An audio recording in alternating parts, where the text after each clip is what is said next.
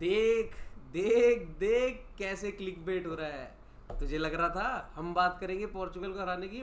ना माने। पकड़े गए ना क्लिक बेट पे क्लिक करते हो। दोस्तों दोस्तों दोस्तों, पोर्चुगल एक ऐसी टीम है जिन्होंने एक दूसरी टीम को फोर्स किया ओन गोल करने पे, और इतनी डेप्थ इसमें नेटो वेटो और सबको बुला के भाई वहां से गोल करवा दिया 92nd मिनट में। वो टीम ऐसी डेप्थ वाली, कमबैक करने वाली, जोशीली, क्रिस्टियानो रोनाल्डो के अंडर रहने वाली लेकिन मेन धोखेबाज तो टर्की है भाई। मेन धोखेबाज तो टर्की है। मतलब पिछले यूरोज में लोगों ने हाइप बनाई थी, उन्होंने गंदा कहा था।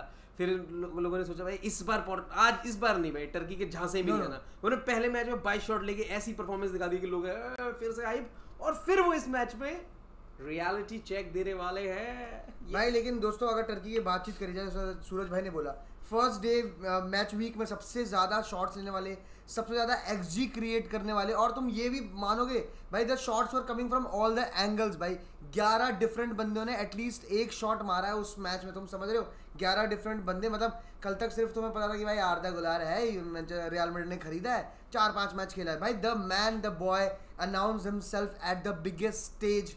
भाई व्हाट अ गोल, भाई व्हाट अ गोल, ट्रिमेंडस भाई। मैं वही चीज़ बोलना चाहूँगा कि हाँ 22 शॉट लिए। जॉर्जिया एक बहुत ज़्यादा ऐसे वेल नोन टीम नहीं है, क्रोएशिया के अलावा ज़्यादा लोगों को नहीं जानते होंगे। हाँ, सिंपल सी बात है, there are so many debutant.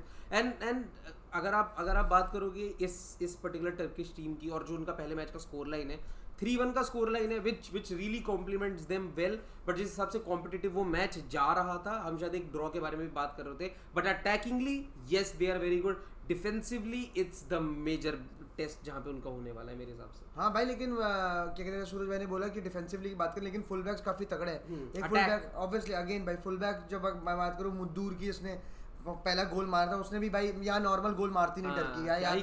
या तो मारेंगे तो ऐसा मारेंगे कि दुनिया पागल हो जाए, या तो नहीं मारेंगे, ये फैक्टर चल रहा है। लेकिन टू बी वेरी ऑनेस्ट, यहाँ पर आर्दा गुलर की बात हो रही है, यहाँ पर मुदूर की बात हो रही है, ठीक है, इन सारे प्लेयर की, यलमास जो उनका स्ट्राइकर उसकी बात हो रही है, लेकिन जो man that orchestrated the whole game भाई, चानागोग्लू भाई, पता नहीं क्या करते हुए नाम रखा गया था, बट दैट गाय, हाँ भाई दैट गाय अगेन भाई, सबसे ज्यादा उसके पासेस थे, मतलब कंप्लीशन समथिंग ऐसा उसका भी स्टैट है in the first match week में। एंड भाई coming from a team like Inter Milan, भाई क्या कहते हैं, पूरे के पूरा एक्सपीरियंस बोलता है उस बंदे में, चानागोग्लू में। एंड वही था जो मतलब at the centre of the play भाई, जो वो बॉल खेल रहा है, जो एक कामनेस, जो इतनी केओस वाला गेम था जॉर्जिया वर्सेस टर्की, उसमें जो कामनेस टर्की को चाहिए थी वो प्रोवाइड करने वाला एक ही बंदा था, दैट मैन वाज चानागोग्लू। तो क्या कहते हैं, अगर पलिया को खिलाना इस मैच में पोर्चुगल की पॉइंट ऑफ व्यू से, या किसी सीडीएम को खिलाना जो डिस्टर्ब करे, जो उसके पासिंग एंगल्स कट करे इस मैच में पोर्चुगल के लिए, वो बहुत ही ज्यादा मेरे हिसाब से वो आप एक प्लेयर से नहीं कर पाओगे, आपको उसके लिए चाहिए पूरा प्रेसिंग सिस्टम। और जहाँ पे फिर उसके बाद बर्नार्डो सिल्वा से क्वेश्चन पूछने की जरूरत है भाई कि तू कौन से तेरे जूते रह गए घर पे, या तेरे को अंदर नीली जर्सी पहन के खेलना है, तेरे को नीली गंजी पकड़ा दें, वही पहन के खेल पाएगा, तभी तेरे से कुछ हो पाएगा। वरना तो भाई जिस हिसाब से इनको प्रेसिंग करने की जरूरत है, क्योंकि 2 बंदे आप चानागोग्लू के पीछे लगा दो पलियां, फिर उसके बाद स्पेस जो देखो आर्दा गुलार को मिलेगी। एक प्लेयर से आप मार नहीं कर पाओगे इस टीम के। बिल्कुल सही बात है। लेकिन अगर प्रेसिंग की बात करो तो अंडर रोबर्टो मार्टिनेज पोर्चुगल की pressing has been by immense. अगर तुम चेक रिपब्लिक वाला गेम देखो, फर्स्ट हाफ में क्या कहते हैं, शायद 1 या 2 बार ही ऐसा हुआ था कि 5 स्ट्रेट पासेस चेक रिपब्लिक दे पाई थी, ठीक है। इमेंस थोड़ा बड़ा वर्ड हो जाएगा, बहुत इनकंसिस्टेंट है, कभी अच्छा भी करती है, कभी, लेकिन क्योंकि, और वो चीज आप इस चीज पे भी कह सकते हो कि भैया वो फॉर्मेशन वगैरह बहुत डिफरेंट मैंने खेलते हुए देखा है पोर्चुगल को, और बहुत सारे ट्रायल एंड एरर वाली चीज हो जाती है। बट हाँ, लेकिन अगर जो आप यूरोस पे अगर जज करो, जो मेन मैच यूरोस, उससे पहले आयरलैंड, और अगर पिछले 4-5 मैच उठा के देखो, जितनी higher up the pitch ball जीती है पोर्चुगल ने भाई, उनकी प्रेसिंग का ही रिवॉर्ड है भाई, टू बी वेरी ऑनेस्ट। और रही बात बर्नार्डो सिल्वा की, तो पिछले मैच में जो ना डायनेमिक मिडफील्ड खिलाई थी एक बहुत ज़्यादा, Bernardo Silva, Bruno Fernandes, Vitinha.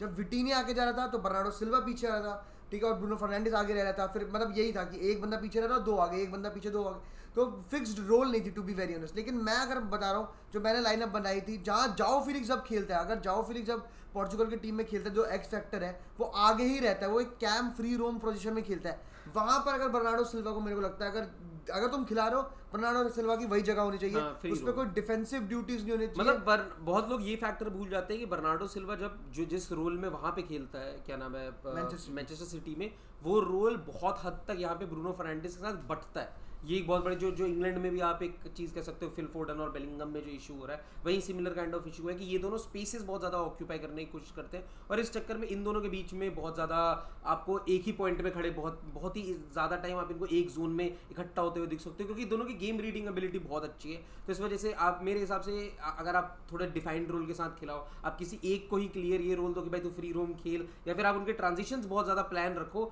तो आप बहुत अच्छा कर सकते हो। और प्लानिंग के हिसाब से तो मुझे लगता है बर्नार्डो सिल्वा को उससे बेटर और कुछ चाहिए नहीं होगा कि मुझे गेम बता दे खेलनी कैसी है, बाकी तो सब चलेगा। मतलब मैं कहूँगा बिल्कुल सही बात है, लेकिन इतने को लगता है कि इस मैच में कुछ चेंजेस होंगे लाइनअप में, क्या तो ये लगता है? नहीं बिल्कुल मेरे को नहीं, मैं नहीं चाहता, ना होने चाहिए, क्योंकि पिछले मैच में जिस अप्रोच के साथ आप आए थे वो वाली टीम जिस हिसाब से बैठ के खेल रही थी, क्योंकि ऐसा नहीं है पोर्चुगल ने चांसेस नहीं बनाए थे, ऐसा नहीं है भाई। आप अगर मतलब जैसे मैं एक बेल्जियम की भी बात कर दूं, बेल्जियम एक ऐसी टीम नहीं है जिसको डिसहार्टन होना चाहिए अपने पिछले मैच को लेकर, same with Portugal in the same book में वही बात करूंगा। और खासकर एक टर्की ऐसी टीम जो फुल बैक्स के साथ अटैक करने की कोशिश करेगी, ऐसी टीम के अगेंस्ट मैं चाहूंगा कि वही अटैकिंग अप्रोच के साथ उतरे पोर्चुगल, अटैकिंग मिडफील्डर के साथ उतरे जो लॉन्ग बॉल खेल सके, विंग को इंटीग्रेट कर सकते हैं, क्रिस्टियानो को इंटीग्रेट कर सकते हैं। और बिल्कुल इसमें मैं अग्री करूँगा। देखो जो अगर तुम पोर्चुगल की अटैक की बात करो ना, तो हर एक बंदा एक नई चीज़ लेके आता है। जैसे राफेल लियाओ भाई, तुम फीफा ले लो या असली पोर्चुगल बात करो, गिव हिम द बॉल, वो एक ऐसा अटैकर है अभी पोर्चुगल साइड में। जैसे नेटो भी आया था,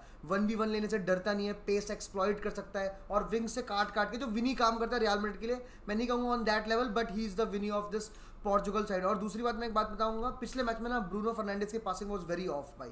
वो पासेस जो वो आंख बंद करके भी डाल देता है, वो पासेस उस मैच में इंटरसेप्ट ऑफ डे था, इंटरसेप्ट हो जाता है। अगर वही मतलब 2-4 ऐसे पासेस थे जहाँ पर पोर्चुगल काउंटर पे चली जाती और बूम बूम बूम गोल हो जाता। और टू बी वेरी ऑन, चेक रिपब्लिक के गोलकीपर ने भी 2-3 काफी अच्छे सेव किए थे। चाहे तो रोनाल्डो की बात करो, दो शॉट्स रोनाल्डो की बात करो। देखोगे जॉओ कैंसेलो जिस हिसाब से अटैक करता है, अगर मैं नूनो मेंडिस जो बैक थ्री के साथ ये लोग ऑपरेट कर रहे थे, मेरे हिसाब से दिस इज परफेक्ट। मतलब ये मैच बना है। मैं अगर चेंज करूंगा तो मैं सिर्फ ये ज़रूर कोशिश करूंगा कि भाई एंटोनियो सिल्वा को मैं किसी तरीके से लाइनअप में डाल सकूं।